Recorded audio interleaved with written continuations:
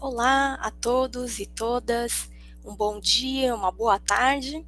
Estamos aqui para mais uma videoaula sobre sistemas prediais e eficiência energética promovidos pela UNB, e a MidCity Projetos. A aula de hoje vai tratar sobre iluminação natural e artificial. Vou apresentar aqui os slides, mas meu nome é Rosane Fukuoka, eu sou arquiteta urbanista formada pela Universidade de São Paulo. Trabalho com edificações, fazendo diagnósticos energéticos, fazendo pesquisa energética e também ajudando a criar benchmarkings de energia em níveis municipais também. Então aqui vamos tratar sobre iluminação natural. Então, iluminação natural, nós temos a NBR 15215, parte 1, que trata justamente de como a gente consegue otimizar a iluminação natural dentro das edificações, sabendo que a gente precisa ter um cuidado para não entrar muita carga térmica através da iluminação natural, mas como otimizar e aproveitar, fazer uso dessa energia que é gratuita e abundante no Brasil, trazendo também um conforto visual bastante agradável, principalmente para quem é desenhista, para algumas atividades específicas que precisam de um índice de reprodução de cor melhor, então a iluminação natural é muito boa, e também que promove um bem-estar e saúde para os ocupantes. Aqui nessa foto exemplo nós temos um edifício da Eletrosul, a parte que tem um hall com escadarias, na qual vocês podem ver que tem uma iluminação zenital, que a gente chama aqui, através de domos, Então, os domos, eles protegem contra a chuva, mas eles permitem a entrada da iluminação nos ambientes, proporcionando um espaço bastante agradável de se utilizar e de se circular. Aqui também, no mesmo edifício da Eletrosul, vocês podem ver, que é um edifício referência, aqui como funcionam os escritórios. Então, vocês podem ver que uma característica da edificação é de ser open space, então todos os escritórios estão juntos, sem muitas divisórias. E aqui tem uma proteção por brises, que permite a entrada de iluminação natural do trabalho, mas também protege contra o ofuscamento, a iluminação, incidência solar direta para os usuários que estão próximos à fachada. Então, esses brises aqui, esse sombreamento externo é modulável, a pessoa pode regular a inclinação desses ajustes, desses brises de alumínio, para justamente poder garantir a entrada de luz, mas também o conforto das pessoas que estão trabalhando nesse espaço. Então, um exemplo de o que pode ser feito otimizando a iluminação natural. Aqui outros exemplos para vocês verem, então, um caso de um andar comercial, que aproveitou bastante o projeto arquitetônico, a iluminação natural, então aqui tem bastante fachadas com aberturas, então permite uma claridade muito boa para um espaço de trabalho e não há necessidade nem de acionar a iluminação artificial durante o dia. Então aqui vocês veem a quantidade de luminárias e lâmpadas que existem nesse ambiente, mas todas elas estão desligadas, porque a iluminação natural, por si só, já atendem esse ambiente específico. E outro detalhe que vocês podem ver aqui, uma boa característica de projeto, é que existe uma iluminação mais focada na estação de trabalho, digamos assim, Então, uma iluminação individual para cada espaço, além da iluminação geral do pavimento, Isso permite um conforto maior para o usuário também, Se for necessário, ele não precisa acender todas as lâmpadas luminárias desse andar, ele pode pegar e acender apenas essa luminária, por exemplo, que está mais próxima a ele. E aqui um exemplo do escritório convencional, com bastante cortinas, persianas, pouca incidência de iluminação natural. E além disso, aqui vocês veem que está precisando até utilizar a iluminação artificial nesse espaço. Então, um exemplo assim, de que no caso não conseguiu aproveitar muito bem a iluminação natural, e provavelmente deve ter fechado essa cortina aqui para não causar ofuscamento também. Então aí vem a questão do sombreamento externo, da arquitetura bioclimática, então a importância de ter um projeto já integrado para otimizar todos os seus sistemas e a edificação em si. Aqui, falando de iluminação natural, nós temos algumas tecnologias associadas a isso. Aqui eu trouxe um case para vocês verem que utiliza iluminação natural, que chama SunPipe. O que é essa tecnologia? Então, a tecnologia é usada para edificações térreas ou com poucos andares, que você faz através de espelhos, então faz a luz externa, né, ser refletida através de espelhos até os espaços internos, gerando aqui uma iluminação bastante agradável, né, de acordo com o dia, né.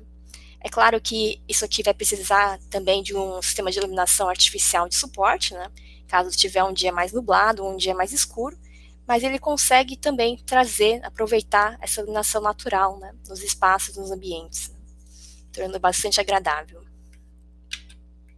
E agora vamos falar sobre iluminação artificial. Então, em iluminação artificial, como a gente pode fazer um projeto eficiente? Quais são os critérios que a gente considera quando a gente fala em eficiência energética, né? O que depende de tecnologia, o que é apenas solução de projeto, e qual a questão na correlação automação versus controle do usuário, né? Então, essas são questões importantes, né, que nós vamos ver, que existem, né, diversas variáveis que devem ser consideradas quando a gente faz e pensa na iluminação artificial em edificações. Então, aqui na parte de conceitos, nós vamos falar sobre fluxo luminoso, né, em lumens, a quantidade de luz emitida por uma fonte luminosa em todas as direções, na tensão nominal de funcionamento. Também tem a intensidade luminosa em candela, que é o fluxo luminoso emitido em uma dada direção, a iluminância, né, medida em lux, que é a densidade de luz que atinge uma superfície. Para quem já pôde fazer algumas medições, né, existe um equipamento usualmente chamado de luxímetro, na qual você pode medir qual que é o nível de iluminância dos seus espaços, né, e comparar com as normas. E tem também a variável chamada luminância, né, então a quantidade de luz que chega a um ponto de observação específico após ser refletida por uma superfície.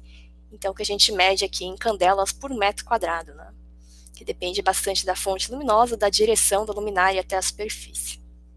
Então, esses aqui são os conceitos básicos, né.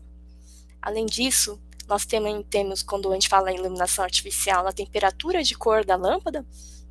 Então, a temperatura de cor de uma lâmpada influencia bastante a sensação dos espaços, né, e até em questão de vendas também, e atenção das pessoas.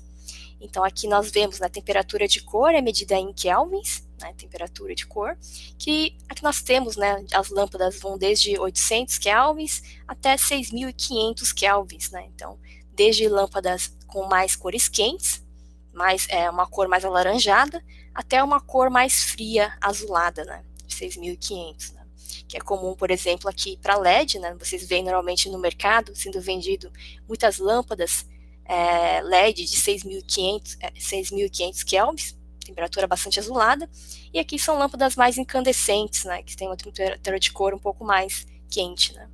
Então, o que a gente recomenda? Que ambientes domésticos normalmente utilizem temperaturas de cores mais quentes, ambientes comerciais utilizem temperatura de cor neutra, né, então aqui na faixa lá dos 4.000, 4.500, e ambientes industriais e hospitalares, né, utilizem cores frias, né.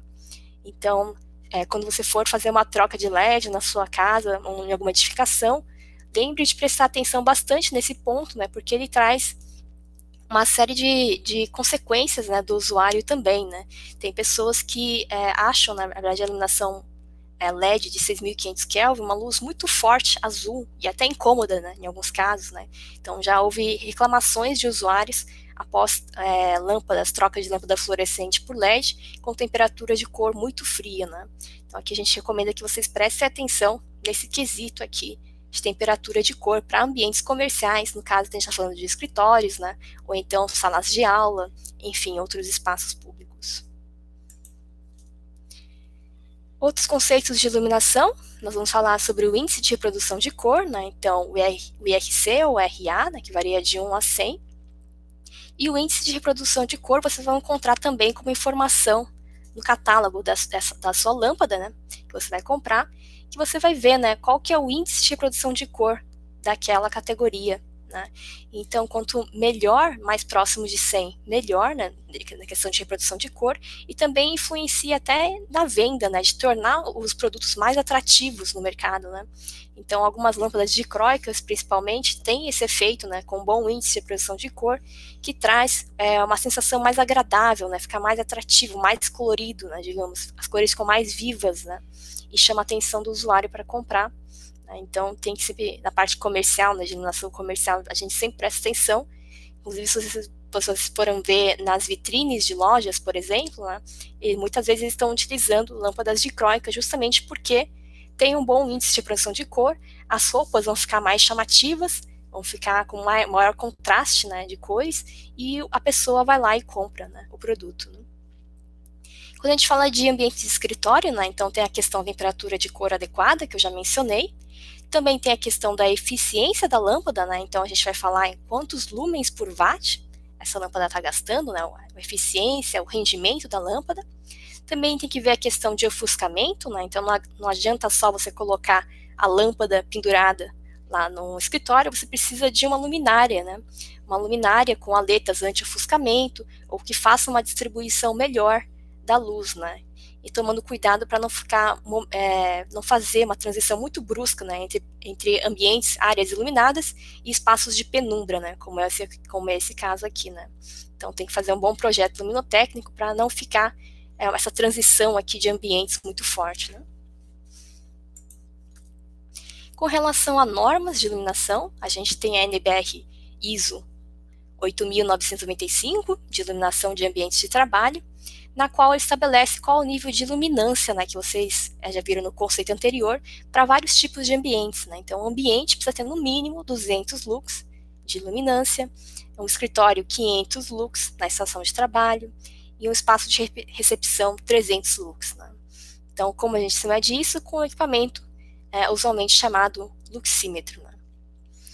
E aqui, segundo a ASHRAE 90.1, né, também são estabelecidos níveis máximos de DPL, densidade de potência luminosa, em watts por metro quadrado, também conhecido como DPI, densidade de potência instalada. Né? Então, esses são os parâmetros que vocês vão ter que observar, né, principalmente em fase de projeto. Né? Vou projetar aqui um espaço de escritório, qual que vai ser o nível de iluminância adequada e qual que vai ser também a densidade de potência luminosa que eu vou instalar nesse ambiente, nesse espaço, considerando as lâmpadas e as luminárias. Né? Então, aqui falando sobre lâmpadas, né, vamos ver sobre tipos de lâmpada. Nós temos lâmpadas incandescentes, que são essas aqui, né, que muitas delas já foram banidas, por exemplo, as lâmpadas de 60 watts, que todo mundo tinha em casa e agora não se encontra mais comercialmente. Lâmpadas halógenas, que são bastante usadas para iluminação externa, alguns postes antigos e também para iluminação industrial, galpões, entre outros. Lâmpadas fluorescentes de diversos tipos, né? Então a gente tem a fluorescente tubular, que é mais comum em edifícios de escritório. Também tem fluorescente circular, tem essa fluorescente compacta, também tem outros tipos de fluorescentes que vocês podem ver. Aqui também tem lâmpadas de descarga em alta pressão, bastante usada em meios industriais. A tecnologia LED, Light Emitting Diode, e aqui o nível de eficiência de cada uma delas. Né? Então, desde as menos eficientes, como as incandescentes, até as mais eficientes, né, chegando a fluorescente e lâmpadas de LED, né, 100 lumens por watt. Então, aqui, resumindo, né, os tipos de lâmpadas e a eficiência de cada uma delas, aqui a gente tem uma escala, né, que mostra o nível de eficiência de cada uma das lâmpadas. Então, a incandescente aqui é a menos eficiente, né, depois tem as halógenas, as lâmpadas mistas, lâmpadas de mercúrio, a fluorescente comum e outros tipos de lâmpadas, né, metálica, vapor de sódio, entre outras. Né. Então, aqui, em resumo, né, a gente coloca a potência nominal das lâmpadas e a eficiência energética de cada uma delas. E o LED, né, vocês vão ver em mais detalhes, tem uma variação bastante grande assim, do range de eficiência das lâmpadas LED. Né? Então, vai desde 40 até 150 lumens por watt hoje em dia. E o que depende dessa questão da eficiência, né, do conjunto? Né? Que a gente fala da eficiência do conjunto porque a lâmpada tem uma eficiência e a lâmpada mais a luminária podem chegar a outra eficiência. Né? Então, aqui é um estudo que compara a eficiência da lâmpada em si, né, o que está em retângulo, e a eficiência causada pelo efeito da luminária. Né? Então, aqui vocês veem desde a comparação das lâmpadas incandescentes, halógenas, que são as menos eficientes, a fluorescente compacta, né? Então aqui a luminária tem um nível de eficiência que varia bastante, né? Pode ser uma luminária que deixa menos eficiente ou mais, fluorescente também, E aqui na parte do LED, né, tem uma grande variação, né, mas aquelas que já têm uma luminária embutida chegam a eficiências maiores do que é só a lâmpada LED em si, né. Então, por isso também a gente ressalta que é importante pensar, quando se faz um projeto, né, de iluminação por LED, pensar na luminária LED já integrada, né. Então, que isso traz uma maior eficiência para o sistema como um todo. Falando de projeto eficiente ainda, nós temos o DPI, densidade de potência instalada, conforme o manual do PBE edifica para edifícios comerciais, né? Então aqui vocês podem ver, né, na categoria de eficiência nível A, B, C e D, qual que é recomendável, né, para um escritório, por exemplo, para atingir o nível A, precisa ter 9,7 watts por metro quadrado ou inferior, né? Então isso já supõe, né, que você esteja usando lâmpadas eficientes, luminárias eficientes e também, né, atingindo o nível mínimo de conforto, que é 500 lux no plano de trabalho, né? Então bastante importante mencionar também, né? E aqui um exemplo, né, do que não fazer, né? Então utilizar uma lâmpada fluorescente tubular com uma luminária preta, né, que é pouco eficiente, que não colabora também na difusão da iluminação no espaço, né? Então, tomar um certo cuidado também. E aqui um exemplo de recomendação, né, de luminária, né? Então, existem luminárias no mercado que têm essas aletas reflexivas, né, de alumínio, e também tem uma característica anti-ofuscamento do usuário, né? Então, a lâmpada, a incidência da luz da lâmpada não bate diretamente no olho da pessoa, né? Existem algumas aletas de proteção, que é refletiva e também é mais eficiente e distribui adequadamente, né, o cone de luz dentro do espaço, né? Então, é mais interessante do que a luminária anterior que a gente apresentou. Aqui um exemplo, né, de tecnologia eficiente, uma medida de eficiência energética para a troca de lâmpadas fluorescentes por LED, na qual o escopo foi trocando lâmpadas fluorescentes de área de escritório, estacionamento, hall de elevadores, áreas comuns, subsolos, por lâmpadas LED equivalente. Então, normalmente o que a gente fala, né, você não vai tirar já logo de cara todas as lâmpadas fluorescentes da sua edificação, você vai comprando as LEDs e fazendo uma troca gradual da sua iluminação, né? Então, a justificativa é com certeza o menor consumo de energia, né, nível de iluminação equivalente, tem que ser reparado, né, qual que é a correlação correta de lumens entregues de uma lâmpada fluorescente e qual a substituição que você está fazendo por LED. E aqui mais detalhes sobre o investimento, né? Então, o investimento, nesse caso desse edifício, foi de R$628 mil, né?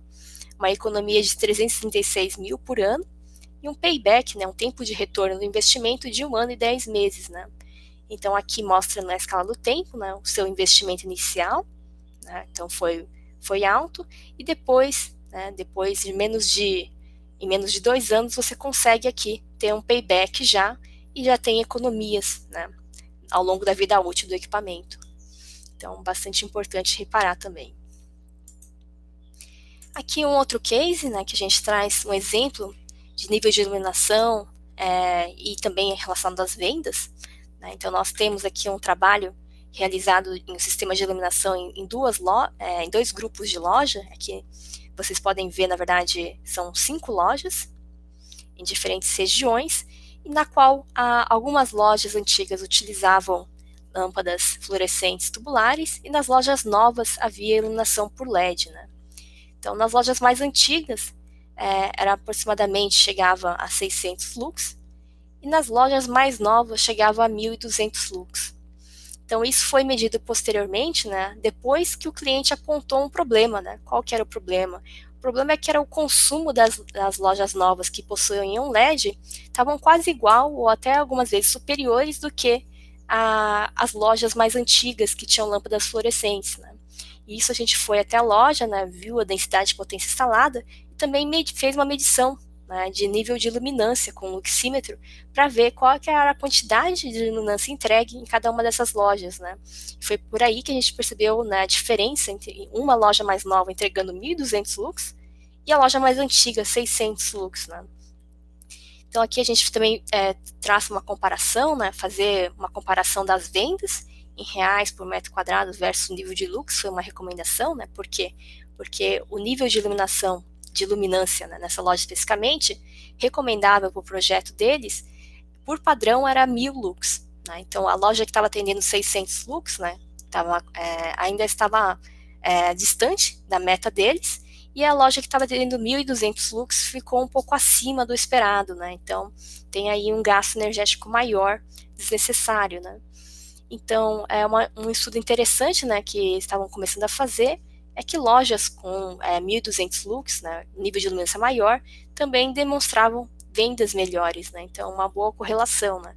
É que nem você vai numa loja, uns espaços que tem são mais chamativos, estão mais bem iluminados, as pessoas vão até aquela região e normalmente compram mais do que um espaço que está mais mal iluminado, né? Enfim, parece que está em menos destaque, as pessoas acabam não passando por aquela região da loja, né?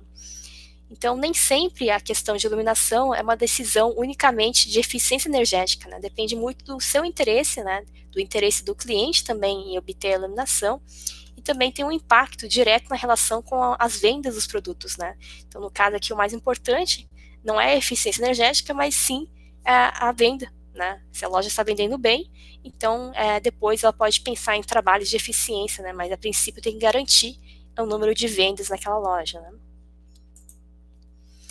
Aqui falando sobre tecnologias eficientes de iluminação, nós temos novas tecnologias, né, no mercado, então alguns já ouviram falar do sistema DALI, então DALI, Digital Addressable Light Interface, que é um padrão internacional, que tem vários fabricantes que fornecem no mercado, que ele justamente ele traz, né, um tipo de reator, né, e tipo de lâmpadas que você pode dimerizar e você pode controlar cada componente, né? Então cada lâmpada, cada sensor ele pode receber e enviar informações, né? Então você pode ver dados da vida útil de cada lâmpada e você pode também colocar comandos, né, e fazer automação dessas lâmpadas, né? E dimerizável, a gente fala dimerização, né, quando a gente fala de dimerização, a gente fala daquela lâmpada que aumenta ou diminui a intensidade, né? Então vai ficando mais fraquinho ou vai ficando mais forte, né? Dependendo da quantidade de iluminação natural disponível no ambiente, ele pode se autoajustando no ambiente, né? Então lâmpadas mais próximas à fachada, por exemplo, num período de dia, poderiam ficar com uma dimerização em 50% da iluminação, para poder aproveitar a iluminação natural, por exemplo, ou até mesmo desligar, né? Então, aqui tem uma opção pelo sistema DALI, né, que é um sistema digital, né, que tem componentes bastante interessantes em projetos, né. E para quem já ouviu falar ou possui na sua casa, né, todas essas tecnologias também estão sendo utilizadas já na casa, né, então tem o Google Home ou o Amazon Alexa, né, então justamente utilizando a tecnologia de IoT, Internet das Coisas, com o sistema Wi-Fi e também o sistema DALI, né, você consegue controlar as lâmpadas da sua residência por controle de voz, né, então é bastante interessante, né, não sei se alguém tem aí em casa, né, ou já ouviu falar ou ter algum contato, né? Mas existem lâmpadas no mercado que você pode controlar pelo seu celular. Qual que é o tipo você pode acionar ou desligar a lâmpada por voz, você pode dimerizar ela, né? Então falar qual que é a quantidade mais fraca ou mais forte da sua lâmpada, da intensidade que você quer da lâmpada. Também você define qual a cor que você quer, uma lâmpada LED, né? Então vai ser verde, vai ser azul, amarelo, dependendo do dia. E também, bastante interessante, ele deixa você estabelecer cenários, né? Então, fazendo um mix do horário de programação que você pode colocar, de dimerização da lâmpada, né? Então a quantidade de luz que você vai querer e também a cor dela, né? Então, definindo aqui cenários, por exemplo, um espaço de leitura, um espaço de relaxamento, então vai ter mais cor mais quente, com menos intensidade, ou um espaço de concentração, com uma lâmpada mais fria, ou então para energizar, uma luz verde, entre outros, né? Então, deixa você estabelecer cenários e também tem algumas funções interessantes, por exemplo, como um despertador, né? Então, colocar um amanhecer, então a lâmpada vai começar a acionar gradualmente, né, com a dimerização, né, e com uma temperatura de cor que vai variando, né, para uma cor mais que simula o amanhecer, e também o pôr do sol, né, uma cor mais alaranjada, né, que vai anoitecendo e vai escurecendo ao longo do tempo, né. Então são funções bastante interessantes, né, que são possíveis também agora com o Google Home, né, com Alexa, talvez entre outros aí, que estão disponíveis no mercado, né, que utilizam esses conceitos de tecnologia. Então, aqui pensando em estratégias de iluminação artificial, nós temos sempre que ver a questão das lâmpadas, né, a eficiência das lâmpadas, o nível de lumens por watts que cada uma delas entrega. Fazer também a questão de divisão de circuitos, né, principalmente na fachada. Então, naqueles casos de edifício escritório que eu mostrei, né, o circuito de iluminação, o circuito elétrico da fachada teria que estar separado dos demais circuitos do ambiente para você conseguir desligar os circuitos próximos às fachadas durante o dia, né, durante um período que tem uma iluminação boa. Então, isso também é muito importante, também é um dos requisitos, né, para obter o PBE Edifica, né, etiquetagem. Também tem a questão do projeto luminotécnico, né, que permite reduzir a quantidade de lâmpadas, faça uma boa distribuição dentro do ambiente, procurando sempre atender a norma, né, então qual que é o nível de lux determinado, mínimo determinado para aquele ambiente de escritório, de trabalho, ou enfim, de circulação, entre outros.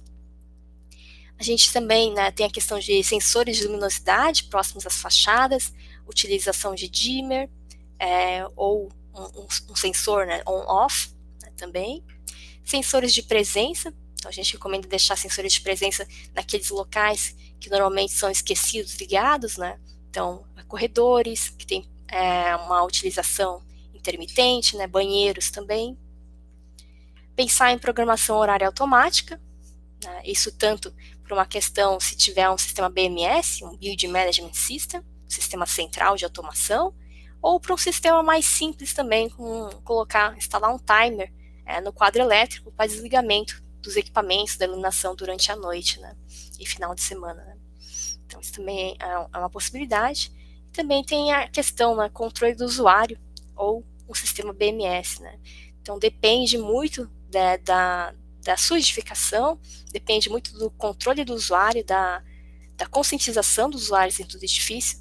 Nós já vimos sistemas sem BMS que eram muito bem operados, por ter uma alta ciência dos usuários, controle e operação, e outros edifícios que possuíam BMS, que possuíam também um exemplo, né, referência em gestão energética e também controle de iluminação. Né. Então, o BMS tem que ser considerado também no edifício como uma das opções, mas sempre existe o balanceamento, né? Melhor fazer um controle manual ou um controle automatizado, né? Depende para cada tipo de espaço e também do tipo de ambiente que nós estamos falando, né? Grandes edificações, a gente recomenda que tenha um sistema central, né, de automação para iluminação, para justamente não deixar esquecido nenhum andar ou nenhum ambiente, né, durante o período pós-expediente de trabalho ou noite, final de semana. Né.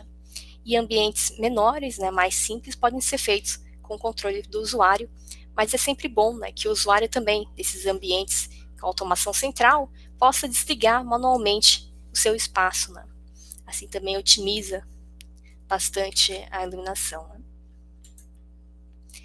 Sobre ainda projetos eficientes, né, então nós falamos sobre circuitos, a questão de interruptores, né, então alguns edifícios que nós visitamos para fazer diagnóstico energético não possuíam interruptores nos ambientes, as pessoas ou tinham um sistema de automação central, ou então a pessoa,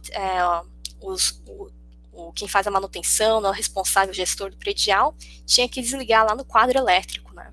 Então, aqui a gente destaca a importância de coisas simples, né, de ter interruptor em cada ambiente. Né. Também a questão do aproveitamento da iluminação natural, né, que eu comentei já, o dimensionamento dos seus sistemas de iluminação, né, então ver a questão da densidade e potência de iluminação, o DPI, em watts por metro quadrado, e também a quantidade de lux que estão oferecendo nos espaços. Escolher uma lâmpada eficiente, então LED, T5 ou fluorescente compacta, escolher luminárias eficientes, né, para colocar junto com as lâmpadas, e pensar também em controles automatizados ou semi-automatizados, né, sensores de presença, dimmers, temporizadores, entre outros.